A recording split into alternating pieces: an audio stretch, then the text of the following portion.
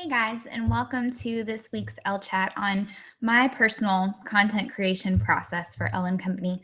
I want to give us a few minutes just to get settled and acquainted with the Crowdcast window for those of you who are tuning in maybe for the first time to Ellechat.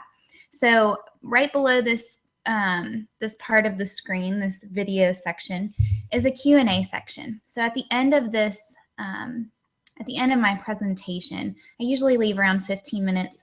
Maybe I'll leave close to 20-25 minutes for questions today because I see a lot of great questions starting to roll in. There are already some questions there, and you all seem to have found that place well already. You can also vote up questions. So if you see a question on there and you really want me to answer it, go ahead and vote it up. If we get a lot of questions, I'm just going to go in order and try to answer as many as I can at the end. And you can also leave your questions there if you haven't already. I do have one poll up right now, and I asked, what part of the content creation process do you struggle with the most? So it looks like a lot of you have trouble with coming up with ideas and sticking to a consistent schedule, but it's actually pretty even. Some of you have a hard time finding time to write, and some of you have a hard time just writing content in general. These are all struggles that I've had as well. And in my 2 years of experience in creating content for Ellen Company, I've kind of come up with systems to try to make each one of those areas of content creation work for me. And I hope that by the end of this webinar, you're able to take something away that's helpful for you. You might not follow my same process to a T, and that's okay. That's why this isn't titled How You Should Create Content for Your Business. This is an inside look at my content creation process. So I hope that you'll find it helpful. And then also we have comments in the comment section. I love that you all are saying hello. One of my favorite parts of these weekly Elechats is seeing where everyone tunes in from. We have people from just about every continent. South America, we have Africa. You guys are getting an echo, it looks like. I'm sorry to hear about that. I just have a new mic, so if there is a problem with sound, please let me know if you guys can hear me and see me, okay? Hopefully that's not the case for everyone. But yes, go ahead and say hello in the comments. The comments and the questions are what make these Elechats so much more fun, and it's why I do it live instead of recording it. I love to get your feedback. I love when it's a two-way conversation instead of me just talking to you the whole time. So feel free to ask questions as we go. Leave comments. I love seeing that. All right, so the reason I'm so excited about this week's topic in particular, I'm excited about every Ellechat topic. My goal is that these Elechats every week are helpful for you in growing your online creative business. But I'm especially excited about this one because content creation is what I do on a daily basis for Ellen Company. Content creation, both on my blog and newsletters and even these Elechats and social media posts, is part of what has grown Ellen Company and helped Ellen Company be successful. It's a huge part of my business. I'm a graphic designer. I take on clients often, and I now do coaching and I do courses. But the only reason that any of that has been working out is because I've put the time and effort into creating content for my audience. And I remember when I first started Ellen Company, I found it really hard to find resources out there for creative businesses. And I was a little intimidated by sites like Entrepreneur and Forbes because they weren't necessarily for creative businesses and they didn't break it down. So I learned by trial and error. I love finding strategies, creative strategies that help me work smarter and help me run my business the way I feel comfortable running my business. And so I just started to share. As I started to learn, I started to share on my blog. I think a huge part of creating content is being transparent and being willing to share with others. A lot of times we're afraid to do that because we don't feel like experts in our field, and we compare ourselves to other people in our industry. But there's a lot that you know and a lot that you can share and a lot that your audience would love to see from you. And that takes shape in blog posts and newsletters and social media posts, etc. Content is important because it helps you become an authority. It helps give you credibility in your industry. It also makes you distinct. You have your own distinct voice. And that's why people enjoy following along with you. You have a great opportunity to provide value to other people through your content. And you have a huge opportunity to bring in an audience through your content. That's how we've grown Ellen Company, is primarily through the blog. But however, like I said, I have a lot of tasks on my to-do list that don't involve content creation. I have to get design work done. I have to meet with my coaching clients and keep up with them. I need to keep up with my courses. So I can't spend all of my day creating content, but it's a necessary part of my business. So I've learned how to streamline my process and get it down to a T so that it's not taking up my entire day, so that I can spend the time doing the things that are going to bring in money and the things that made me want to start a business in the first place. I love design. I want to be doing that all day long. I don't necessarily want to be writing blog posts all day long. So having a streamlined process helps me spend less time blogging and more time on those fundamental keys of my business that do bring in money. However, like I said a moment ago, my process might not work for all of you. You might not be able to follow it to a T. My hope is that you might be able to pull from some of these tools I'm going to share with you today, some of the tips and the strategies. I'm going to take you behind my screen and just walk you through how I come up with content from the concept phase to carrying it out and actually writing it out and sharing it with the Ellen Company audience. So I'm just going to start out with how I brainstorm content ideas. Many of you came to the Ellechat from the newsletter, so you're following along with Ellen Company, and I share an action tip every week. And this week's action tip was brainstorming content. And there's an exercise in there that just said, sit down and for 15 minutes, come up with every blog post idea you can, answering a set of questions that I had there. It's a great exercise, and that's actually how I started coming up with content for Ellen Company. I first and foremost thought, what does my audience need to be? What do they want? How can I provide value to my audience? And I started there, and then I just started writing down every blog post idea I could come up with, and I followed that exercise. So if you don't get the newsletter and you haven't seen that exercise, I also have a blog post on it that's similar, and I can share the link in just a few minutes in the comments as well. But it's a really helpful exercise. For those of you who do join in the newsletter, tell me if you like that exercise in the comments. I would love to know. So when I brainstorm ideas, I sit down and I just collect them. Sometimes it's helpful for me to have Jake nearby. It might be helpful for you if you're stuck in a rut with your blog and you're having, or your newsletter, whatever it might be, to sit down with someone and brainstorm ideas back and forth. I had a lot of trouble when it was just me for a time trying to come up with ideas. It's always easier when you have somebody else to bounce ideas off of. So I'd encourage you to try to find someone who's either in your industry, familiar with your industry, and sit down and bounce ideas off of each other. For me, it's my husband, Jake. For you, it might be someone different, but it always helps to bounce ideas. The more and more I write, the better I become at figuring out what kind of blog posts my audience wants to see. And I'll just be working and say, oh, I've been using Crowdcast a lot lately. I should probably write a blog post on Crowdcast and why I use it, because my audience could benefit from this. Or I'll be working back and forth with a client and come across something that I think might help my audience. That's my audience. That doesn't mean that for your audience, you need to share every tool that you use if it's not going to be applicable to your audience. But a lot of times it's going to be.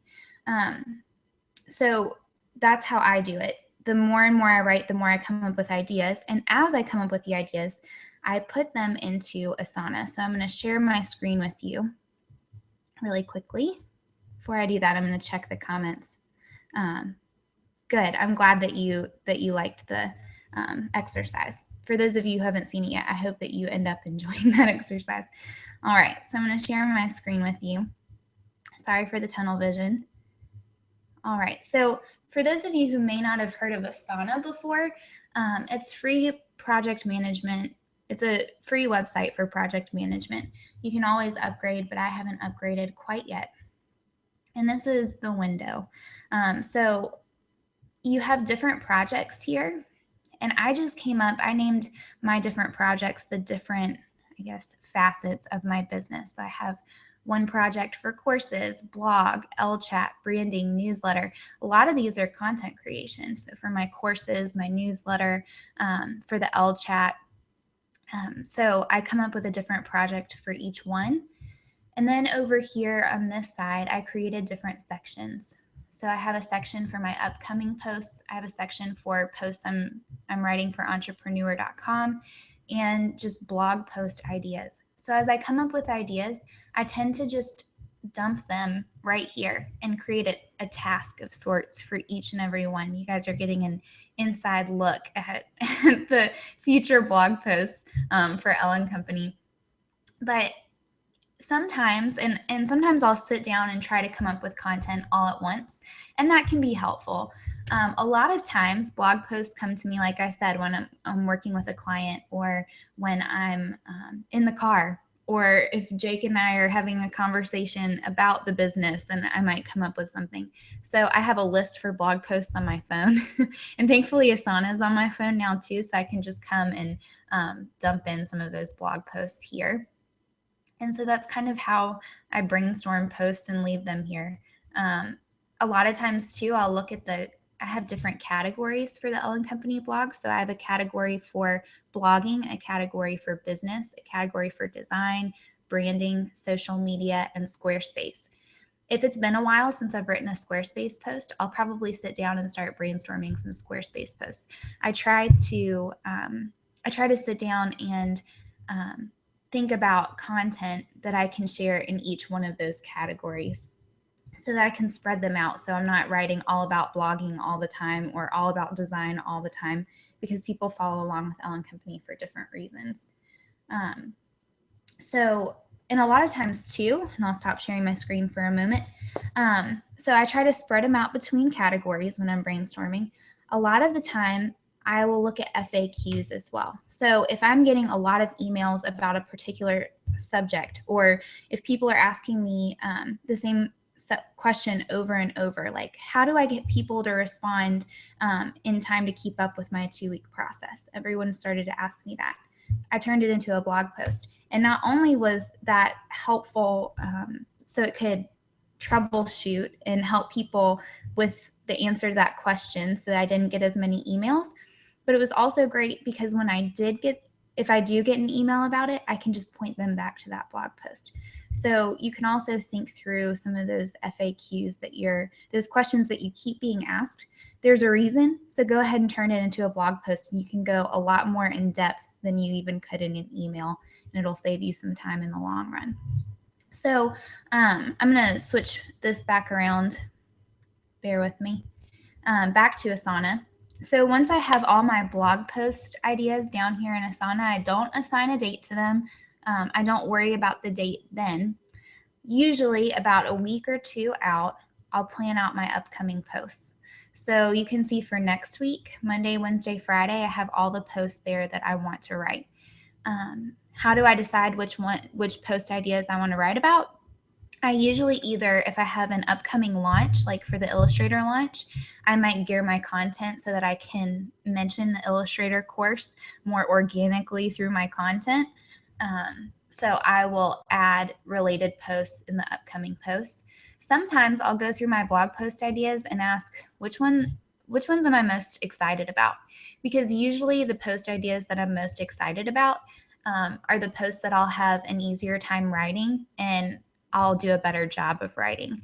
And the same goes for my newsletter. The same goes for Ellechat. I'll look at the list and think which would be the most beneficial for my audience this week. I wrote a blog post recently on the Instagram changes, so that one was more relevant. So, and I was more excited to talk about that one, so I moved it up here to the upcoming posts. But that would be my recommendation for anybody asking, how do I know what to post? How should I plan out my editorial calendar? I would say, what launches do you have coming up? Is there any way that you could gear your content toward those launches? You might want to post about that strategically. And which ones are you the most excited about writing? and allow you to still spread out those categories that you have so that you're not just focusing all of your effort on one specific area if you're used to writing about a couple different things. So next week, I'm coming up with the ultimate icon dictionary for creative entrepreneurs. Does the length of your blog post matter, and how I schedule my week using Trello. So one design post, one post on blogging, and one post on business productivity, that sort of thing. For entrepreneur, that's a whole other story, but that's how I come up with my upcoming posts. Then for each one, I set a date. So this is Monday, Wednesday, and Friday. And if I click on each one of these tasks, I can create subtasks underneath it. So my subtasks are to create an outline of the post, to write the post, design graphics for it, set it up and schedule it in Squarespace, and promote it. And I can assign a person to each one of these, and I can also assign a date.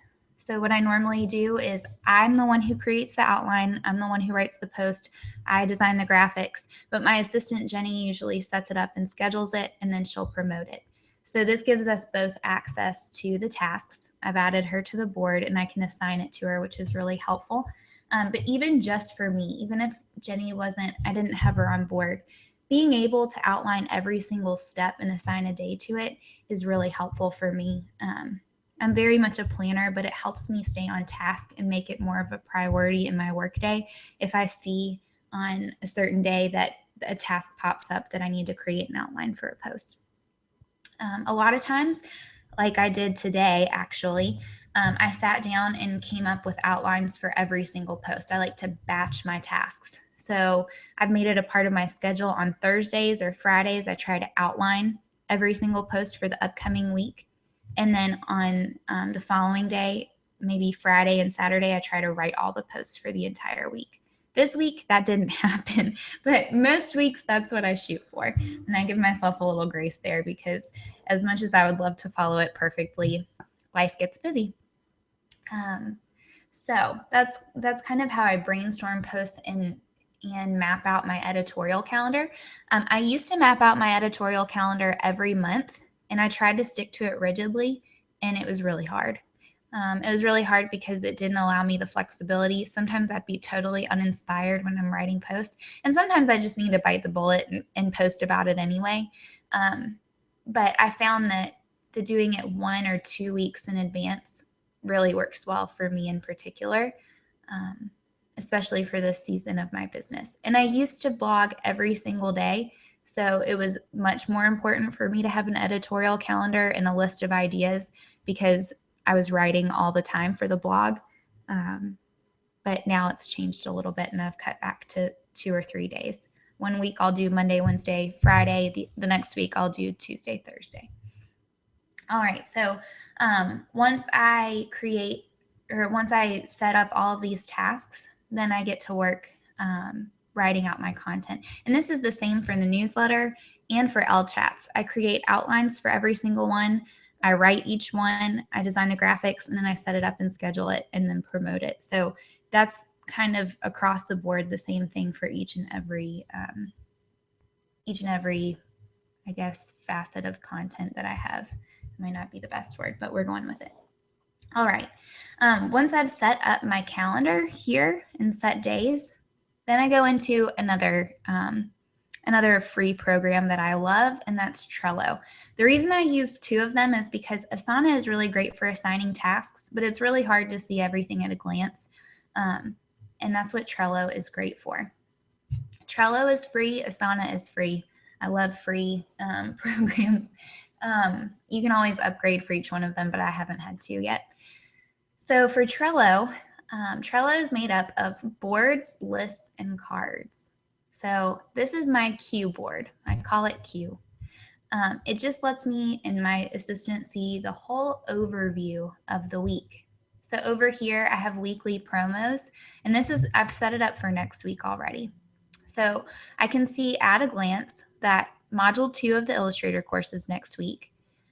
We're still going to promote the same library edition of our gift card packaging. And I was featured on Teachable, so I wanted to call attention to that to Jenny so that she could post about it throughout the week. I also, Jake, Jenny, and I all round up articles to share on social media that other people have done that we think our audience would find helpful. So it's not always content creation. A lot of times we're just sharing content from other people as well, especially when it comes to social media. So we round it all up here.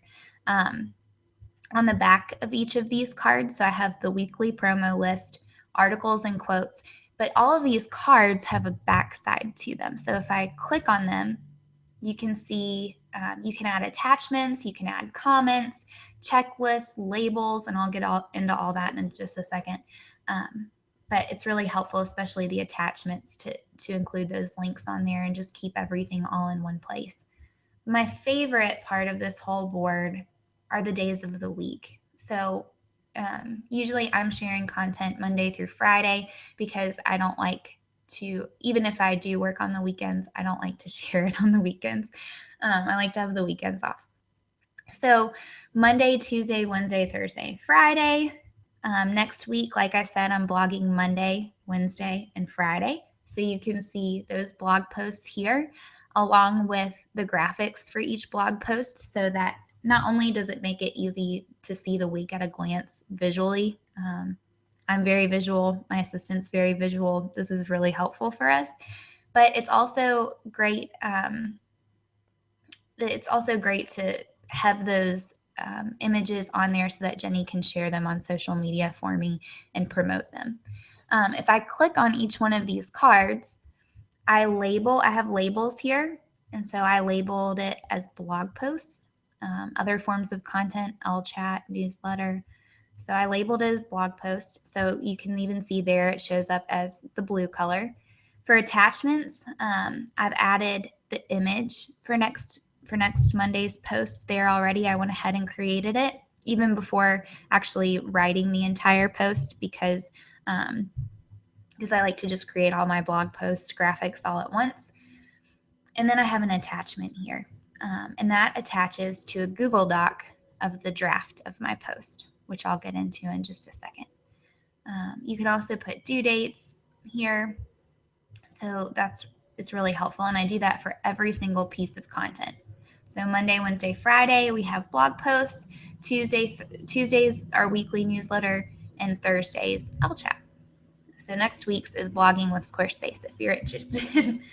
All right, so after I've set up the queue, and even before I put any graphics or anything in here, I'll go in and add just the topics or the blog post titles, the newsletter and Ellechat titles, and I'll go ahead and add them in here.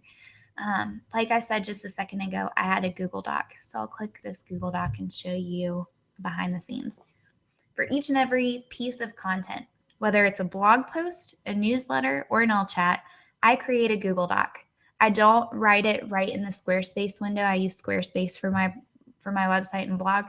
I don't write it right in the window for a couple of reasons. One, it doesn't automatically save my work. So there were times in the past where I wrote everything in the Squarespace window and I forgot to save it, and it completely and something happened. I X'd out of it by accident, whatever it was, and it just totally erased like an hour's worth of work. And it was really, really disappointing. So now I do everything in a Google Doc. It also makes it really easy to edit. I can share these Google Docs with both Jake and Jenny for them to look it over and edit it before we share it. At the very top, I create a link for it. So next week for our first post, this is going to be the URL that Jenny will need to share. So she can easily just come into this Google Doc. At the end of my post, when I write it, I just go ahead and add some highlights for social media so that Jenny can just grab from those for Twitter or Facebook or any of those when she's setting up my social media posts. And then I outline my post. So this post isn't even written yet. I'm going to spend tomorrow writing my posts. But today I went through and I outlined all of my posts. And I do this for two reasons. One, creating an outline just helps me come up with a direction of where I'm headed. So instead of just sitting down and writing from start to finish and kind of be directionless, I like to see an outline. So next week's post, I'm going to write an introduction, and I came up with a few talking points, words that I want to include. I'm creating an infographic for this post. Ideas for where to use these icons. I want to talk about that and give the audience some ideas about where they can use these icons that I'm going to be sharing and how they can customize it. So that's just a brief overview of what I want to include in the post. Helps me get my initial thoughts down, but it's also really great because I can trick myself. And when I say that, I mean that when I outline a post, outlining the post doesn't seem as daunting to me as sitting down to write a post from start to finish. I used to do that every single weekday. Well, it ended up being every weeknight when I was blogging every day. And that was just really overwhelming to sit down and say, okay, I'm going to write an entire post from start to finish over 1,200 words right now for the next 2 or 3 hours. That just seemed really overwhelming to me. So by creating an outline one day and then coming back the next day to actually flesh out the post and write it, breaking it up like that seems a lot less intimidating to me. It might be different for you, but for me, I found this really helpful because creating an outline doesn't seem daunting to me. It took me about less than 30 minutes to go in and outline every single post for next week. And again, that comes with time, but for most of you, it would probably be the same thing. And then when I go to sit down and write the post is pretty much written for me. All I have to do is just go and flesh it out and make it actual sentences instead of bullet points. So really, I'm doing the same amount of work that I would be if I sat down and did it all at once. But for my mind, it's a lot less intimidating. And I find myself going, oh, I only have to create the outlines today. And then tomorrow I'll say, oh, the outline's already done. All I have to do is go in and write it. So that's my little piece of advice there. I hope that comes in handy for at least one of you. But for me, it gives me more peace of mind. It also gives me time to really think through the post. So I filled out these outlines earlier this morning, and even since then I've come back and added to the outlines because throughout the day I'll think of something that I may have missed. So it gives me more time to just think through these topics and be able to flesh them out more. So that's really helpful. And like I said too, it gives me a goal to work toward. So I used to write one post at a time, and lately I've just been batching my tasks. So I don't write blog posts every day of the week, or newsletters, or come up with Ellechat outlines every day of the week. I usually batch those tasks. So today my task was to outline every single post, newsletter, and Ellechat for next week. So I do it on a weekly basis. And then tomorrow I'll write 2 or 3 of those pieces of content. And Saturday I usually write 2 more, or try to have 2 more done by the end of the weekend, so that Monday through really Thursday I can focus on design work and e-courses and coaching. So that's usually how I go about it. Then once the posts are written, so I'll go back to my Google Docs so you can see this. Maybe my Google Drive. So I have a folder all for blog posts. Once I have the post written out, it usually looks something like this. I do all the links, I add all of the images, and then Jenny is ready to copy and paste this into the Squarespace window, format it, and we're good to go. And if Jenny isn't the one to upload it, then I can just simply copy and paste it from here. Jenny and Jake usually come in and look it over beforehand and edit it for me, which is really helpful as well. For the blog post images, I do the same thing when I'm batching tasks, even when I just have the outline ready. Even if I just have an outline of a post and I know exactly what the titles of the posts are going to be, I'll come in and create the graphics for it. That way it's one less thing for me to worry about. So today I created these 3 here. This one, and this one. And I usually do it all in one document, which makes it easy for me. I set up a template in Illustrator. So I batch that task as well and just try to knock it out all at once, because it takes me a lot more time to go in and do it every single time I have a blog post throughout the week. If I just sit down and do it all at once, it saves me a lot more time. So that's pretty much it. Next week, I'm going to show you how I take these posts and upload it directly into Squarespace. But that's pretty much the look at how I create content. I hope that's helpful for you too. I hope you're able to take something away, whether it's Asana or Trello or breaking it up into outlines and then fleshing it out. But I know that there are a lot of questions in here. We have 15 questions today, and they're great questions. So I'm going to start answering them. If you have any questions now, feel free to go ahead and drop it in here. I know that I moved through that pretty quickly, but it's the same for both blog posts, newsletters, and Elchats. I create that Google Doc, I write an outline, then I go in and I just flesh it out. And usually it takes me about 1 or 2 hours to flesh it out and write it, depending on how I'm feeling that day. Some days are better than others. And like I said, this is what I shoot for. This isn't always what happens to a T. So some weeks I might plan 3 blog posts and maybe only 1 or 2 go up. And I wouldn't necessarily recommend that. And I used to be a lot more gung-ho about sticking to the schedule.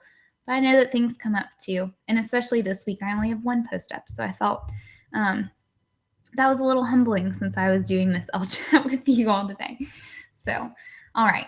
Now for these questions. Jenna asks, how far in advance do you usually write out your posts for? Do you have posts scheduled in your queue for the next week, the next month, 2 months? How on top of your content do you aim to be? In an ideal world, I'd be 2 weeks ahead of time. And that's kind of what I shoot for. That way, just in case something comes up, I would be prepared. Lately, I've had a lot on my plate, and I just finished launching the Adobe Illustrator course, and now it's up and running. So that's been a little bit different, but I usually try to be a week ahead of schedule. Especially having an assistant, I have to have the posts done in order for her to upload them and do everything on her schedule. So that's been really good accountability there. But I try to have the post written a week in advance, scheduled a week or 2 in advance. It used to be a month. I have enough blog posts for the next few months. I have enough blog post ideas, but as far as scheduling them out goes, I usually try to give myself a little bit of flexibility there, like I said earlier. But that's a great question, Jenna. If you'd asked me this time last year, I would have said you need to do it a month in advance. If you're blogging every day, you definitely need to do it a month in advance. I think you should have a stockpile of posts so you're not scrambling. And I think if you do that, it allows for a little bit more flexibility when you actually go to write the posts and decide when you're going to post them and what days you're going to post them. April asks, how can you tell if your content is connecting with people? I usually gauge this by engagement. So if a lot of people are commenting, if a lot of people are sharing your posts, if you're getting emails with people thanking you for your post or your newsletter or your webinar or your podcast, so that's usually a great way to gauge whether your content is connecting with other people. If it's really hitting home, people don't hesitate to say that was really helpful, or that really helped me out, or I really enjoyed this one. And if it's connecting with them, they're going to want to share it. So I think engagement is really huge. I think it's really important when you're blogging or creating any content that you listen to your audience and take into account what they like seeing from you, what's really hit home in the past. And I think it takes a little bit of time for you to be posting and understand your audience and get to know them and get to know what they're going to enjoy. But yeah, I would say definitely you can tell if people are connecting with your content if they're willing to leave comments, respond to you through tweets or emails, and then share your work. I also think it's really good to ask people for feedback. So at the end of your blog posts or at the end of your newsletters or on social media especially because it's social, try to create engagement, ask people questions, and get them to engage that way. Great question. Suzanne says, for someone just starting their blog from the very beginning, do you have any great advice for planning the content in the first months? I get this question a lot when people are just starting their blog. What do I write about? I think it's important to consider your ideal audience and who you're writing for and who you're trying to attract. And then start writing for them, and then start listening to that audience and see what hits home through the engagement that I just talked about. A lot of times too, it's just important to get started. Just start producing content. Goodness knows, I don't even know what I posted about at first. I think one of the biggest ones for me from the beginning was the 50 blog post ideas, but that was not my first post. My first posts were really bad. And now they're buried underneath tons of content. So I would just say get started. Work through the exercise that I shared that asks about your industry and those blog post ideas, and just get started. And you can always adjust as you go along. I've even now gone back on posts that I wrote 2 years ago and updated it and republished it. So that content is important, but it's even more important to get it up and running and start sharing content and start bringing in an audience. And then you can start listening to them and create content that they love. So I hope that's helpful, Suzanne. Alyssa says, hello, Lauren. What is the best way to make your email newsletter more interesting to your readers? I think this depends on your audience, but I think value is the most important. Writing, I think people follow along, and I've seen this in my experience, when you focus less on you and more on your audience and what their needs are, whether it's entertainment, insight, instruction, people. And if you think about the people you enjoy following along with the most, there's usually something in it for you. So as content consumers, we always want to know what's in it for us. We're kind of selfish. We approach things thinking, is this worth my time? What am I getting out of this?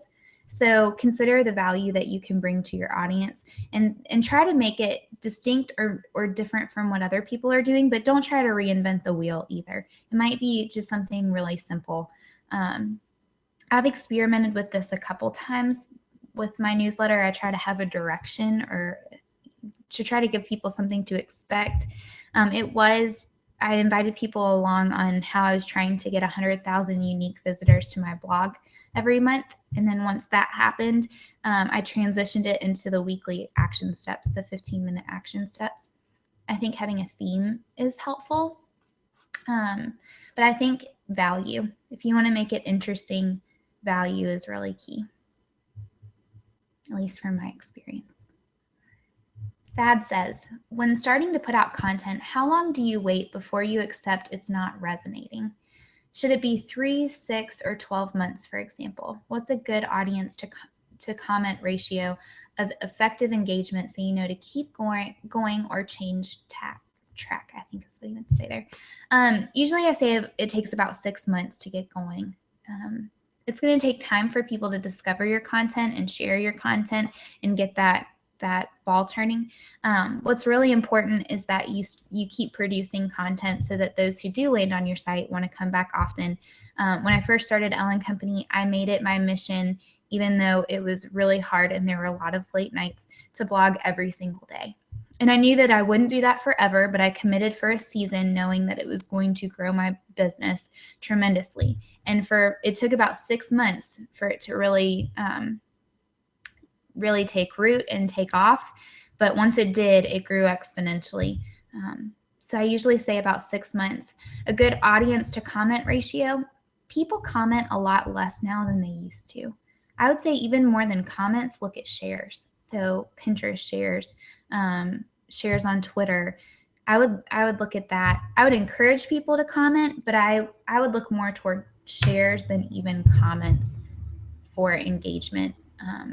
Because people are commenting less and less. It takes them a little less time to share it, I think. And if they really enjoy it, they'll share it. So I think it just depends. I would say 6 months in comment ratio. That's a tough one.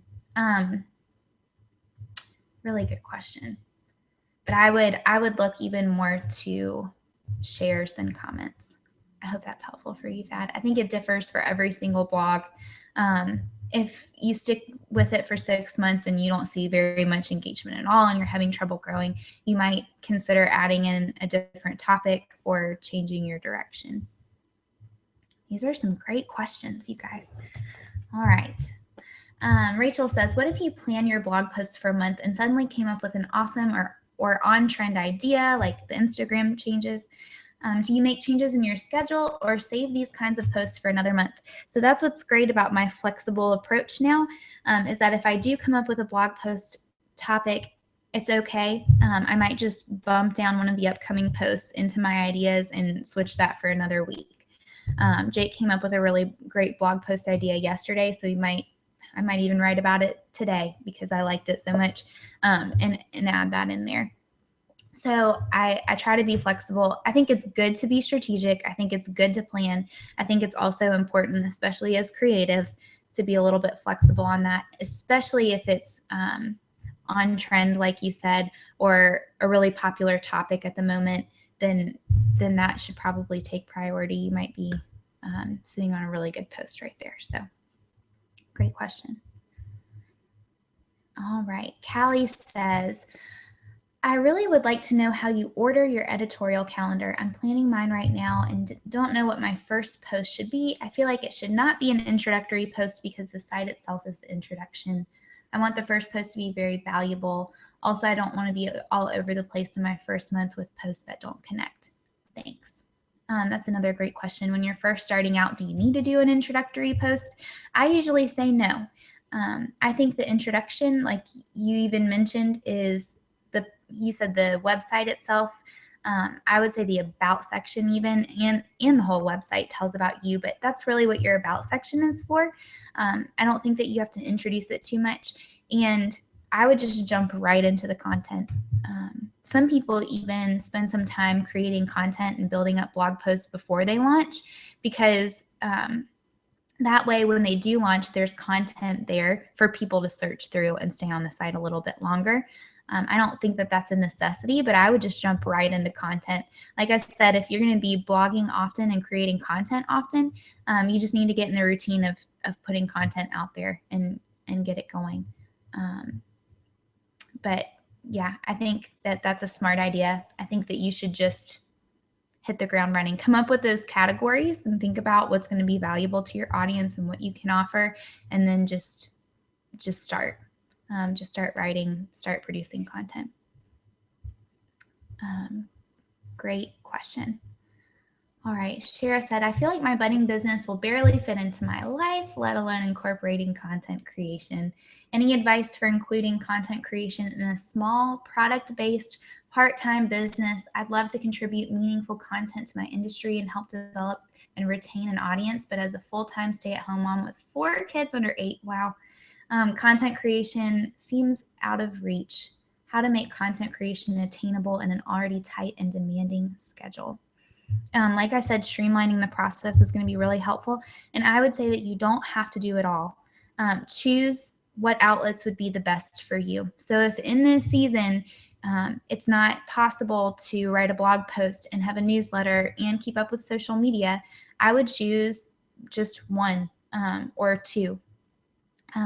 Especially if staying at home with your kids is first priority.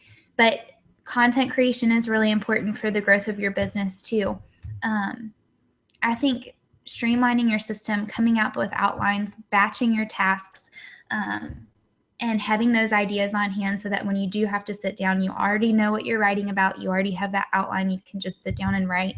I think value is going to be really important. And I keep saying that again and again. I know I'm sounding like a broken record. But think about where your audience is and the value that you can bring to them. If your audience is on Instagram, I don't recommend putting all of your eggs in one basket, but you might want to be posting that valuable content there. I would really recommend making it your blog because that's your home base and that's where people are going to It's where people are going to start following along with your social media accounts. That's where people will eventually sign up for your newsletter. So for right now, I would say focus on the blog. I would also say that in order for you to create content, you have to make it a part of your business. So if you set aside time for design work, or you set aside time for photography, or you set aside time for emails, then part of that should probably be content creation. Depends on how important it is for you and your business, but I've seen it's been the game changer for me. And so I knew even when I was blogging every day that it had to be a part of my business. Another thing that might be really helpful for you is dictation software. So if you're in the car and you have time to just talk it out, and then you can go and clean it up later. Content creation for you, if it takes you a long time to write, you can do these webinars. You can record blog posts. You might come up with a podcast. You could come up with a webinar series. Content doesn't always have to be written, although the one thing about written content is that it can be searchable by Google and other search engines like that. So that's helpful. But that's what I would recommend to you. Writing takes a lot of time, so maybe consider podcasts, videos, or dictation software. I hope that's helpful for you, Cher. That's a great question. I'm not a mom, so my answer to this in a couple of years might be a little different than it is right now, too. Jessica asked this in the comments earlier this week. She said, if I'm a brand designer and hate to write or blog, do I still need to be sending out email newsletters? The only reason I would do this is so that my dream clients can start to see the value of branding. To be quite honest, I hated to write when I first started Elle & Company and started the blog. Hated it. Didn't think I was a good writer. It was painful to sit down and write. I was very self-conscious about it. And I would say the more I did it, the easier it got. When I got some kind comments from some very kind people that said, I love your writing style, this is so helpful. That was really encouraging to me, and it made me want to keep doing it. And once I saw the outcomes of consistently blogging and sharing content, once my waiting list began to fill up, and I didn't have to worry about bringing in the clients I wanted to work with anymore, I was more than willing to share content. I think content is huge. It's what makes you out to be an expert. If you're sharing about branding and you're a designer, it really shows that you know what you're talking about. For people, especially if they're going to invest in your services, especially if you want to price yourself at a decent rate, they need to be able to trust you if they're going to spend money with you. And a lot of times you can validate your expertise and your credibility and become more of an authority on a subject when you're sharing about it. I think also it helps people to get to know you on the blog or in your newsletters, and for you to be constantly popping up in their feeds or whatever it is, so that they're more comfortable with you, and then you're on their mind when they go to rebrand or brand their site. I think it's really important. I think if you committed to doing it for a few months at least and just sat down and tried to be strategic about it, I think you might surprise yourself. It's easy to say you hate it at first, and then once you get going and you see results, it might change later. All right. How are we doing, guys? How are you doing in the comments?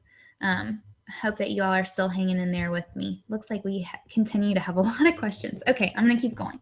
We have a lot of time left. Okay. How to find balance. This is what Rachel asks. How do you find balance between educational posts focused on your potential clients, like your creative process, why branding is important, and posts with tips for business owners and designers, like posts about Adobe Illustrator, Squarespace, and website traffic? It depends on who your potential clients are too. So I don't think that everybody needs to share business tips and advice. I don't think everybody needs to share about Adobe Illustrator, Squarespace.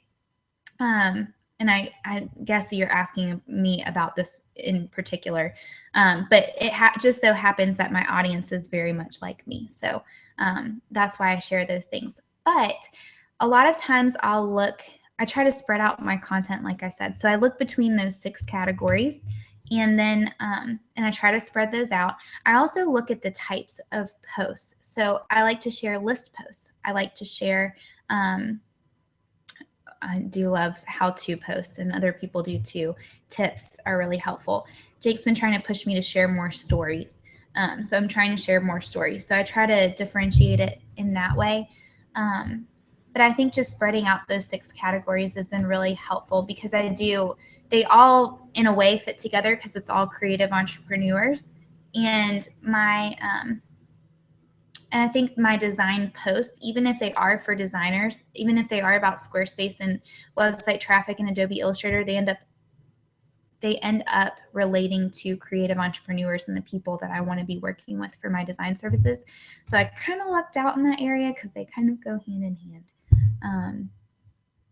But yes, I try to split my content up between those 6 areas and the different types of posts that I write. I hope that's helpful. Rachel also asks, not sure if it's relevant, but how do you promote your blog posts on social media, especially Instagram? I simply post the blog post graphic on Instagram, but for now I only post once a week. What if you post 5 days a week? How do you keep from being spammy, but still promote your blog post because it's your main focus? Even when I was blogging every day, I didn't share my blog posts every day on social media. I think what was important for me was highlighting the ones that I felt like my audience was going to connect with a lot. And I try not to even share the blog post graphics. I try to share a relevant image, especially if it's on Instagram, because I've found that people tend to respond better to those photos instead of the graphics. However, on Twitter, I post up and down multiple times a day if I have a recent post. I think it depends on the platform. Pinterest too. They each have Twitter. The average lifespan of a post is 18 minutes. Pinterest, it's months and months and months. So the amount that you share is going to be different on each one. I would also pull out, instead of just saying, I blogged on this topic today, I would take out a portion of what you blogged about, maybe pull a quote, or just talk about why that subject's important and why you wanted to write about it on Instagram and other social media posts. It just depends. It also depends on your audience. But for my audience, I try not to post about every single blog post, even though my blog is a huge component.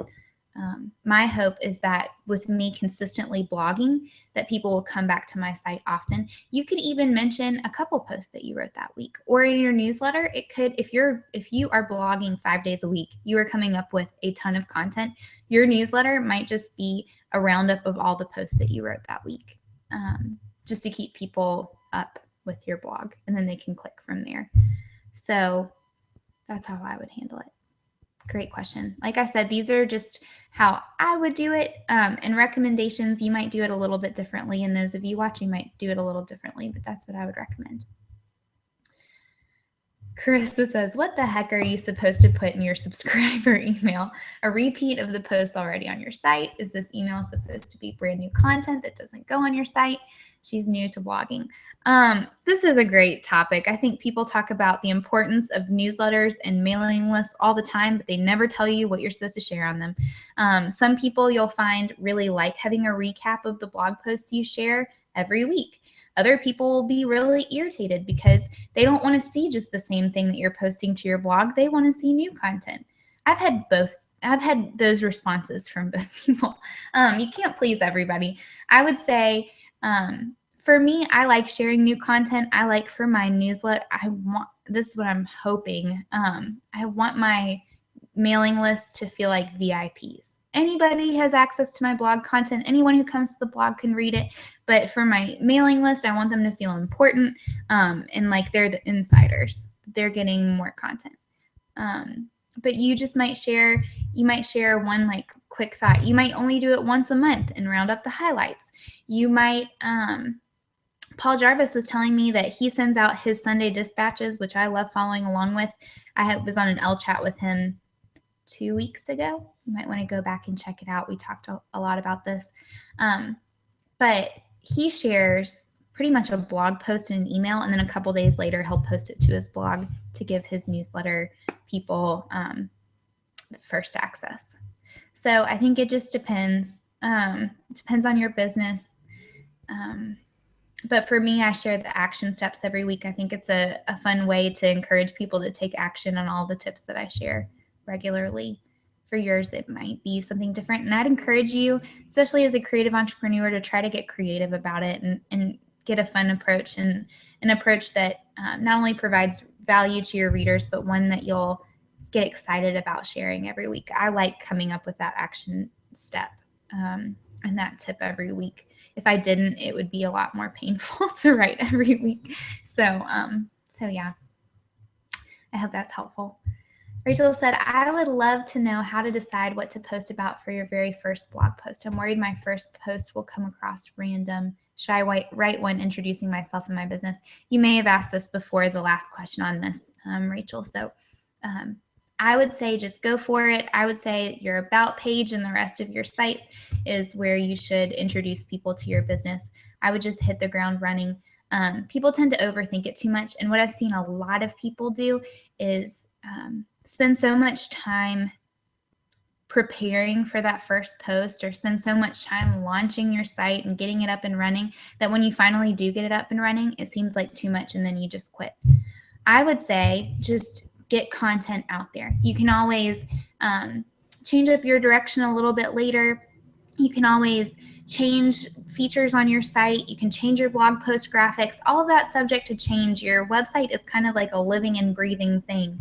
You can go back and delete posts or update them later. I would say it's just important to get started, not to be careless, not to not think about what you're posting, but spend less time trying to get your editorial calendar just right and take those posts that you've already thought of and keep it going. If you plan on doing this for the long haul, then you're going to be doing this on a regular basis and you just need to hit the ground running. Chances are those first posts, people will have to dig and dig a year from now to ever get to it again. So I hope that's encouraging. But I would just hit the ground running and get started. A couple more. Animal Jam Graphics Central, AJ. Asks, how do you get yourself into the right mindset or get inspired to write blog posts or outlines? And how do you gather keywords like the one you had written down in your Google Doc for the icons post to include in your post to boost SEO and Google search ranking? I'm so glad that you asked about SEO because this is a topic that a lot of people ask about. Google wants to find, so when people enter a search, so if it's Squarespace blog is what they're looking for, Google wants to match people with the best content out there on that topic. And they've figured out, they're really smart, that people try to build keywords into their site and go about it the wrong way instead of just writing helpful content for people. For that icons post, all of those keywords weren't necessarily keywords that I was trying to build into my site. I'm actually going to create icons for every single one and share them with the Ellen Company audience and provide files for them in the Ellen Company library so that they can go in and customize them. So that long list is what I'm going to be up to this weekend, creating icons for each one of those. I've found that because I shoot for writing posts that are 1,200 words or more, a lot of times those keywords will naturally come into my posts. And over time, it's taken a couple years now, but Google will rank me higher and higher in search engines. I write less. I don't ever write for Google, to be honest. I just try to share really helpful content. And the more helpful it is and valuable for my audience, the more they share it, and link backs boost my Google ranking. The more keywords just organically pop up, which is actually what Google's searching for when they're trying to match people with the best content. So I think that focusing less on the Google search and SEO. Oh, and by the way, now I rank on the first page for Squarespace blogs. Didn't even try to. It was a happy accident. So I think just trying to produce valuable content, writing in-depth posts, you're automatically going to show up. It might take time. It's going to take effort. Blogging takes work. Content creation takes a lot of work. It isn't easy, but you'll automatically boost your SEO and Google ranking that way. And now over 30% of our daily traffic comes from Google, and we didn't put any time or money into SEO optimization. So there's hope. I'm going to answer one more before I jump off of here. These have been some great questions. Thank you, guys. Jessica asks, how often do you recycle ideas or recycle previously written posts? Not often. I've done it a couple times just because of launches or things that I think maybe I got that all wrong last time, or I have a lot more to add to this topic now after a year or two, so I'll go ahead and rewrite it. A lot of times I tried to come up with original content that I haven't written before, and you would think that after a couple years that the ideas would stop coming. I think I've had an easier time coming up with ideas more and more the more and more I write, because I know what to look for. My audience starts asking questions. I think it gets easier and easier the more you do it. Your process becomes more streamlined. It takes you less time. You're able to come up with more blog post ideas if you just get started and dive in. I'm very much a perfectionist, and it was very scary to just jump in and get started, but I think that's what you have to do with content creation. You can go back and tweak it later. You can learn how to do it better next time, but it's more important to get it up, think about the value of what you're offering, and just get it up and get going and get started. So I hope that's helpful. It is 4 o'clock already here, guys. It's been an hour, and I don't want to continue to take up more of your day.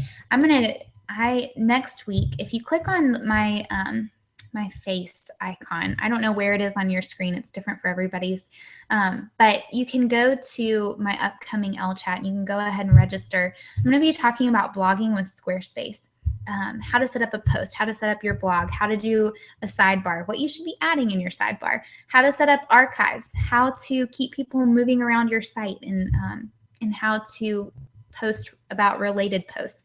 All of that stuff for Squarespace that isn't often talked about because it's a fairly new platform. So if you're interested, if you have a Squarespace site, or if you are considering making the switch to Squarespace, I'd encourage you to jump in next week's Ellechat with me. I hope it's really helpful for you. But that is all for today. Best wishes with your content. If you come up with any other questions, feel free to leave them in the comment section. I'm going to try to be better about going back and answering the ones that I haven't gotten to yet. Thank you guys for tuning in today. I hope this was helpful, and I'll see you next week.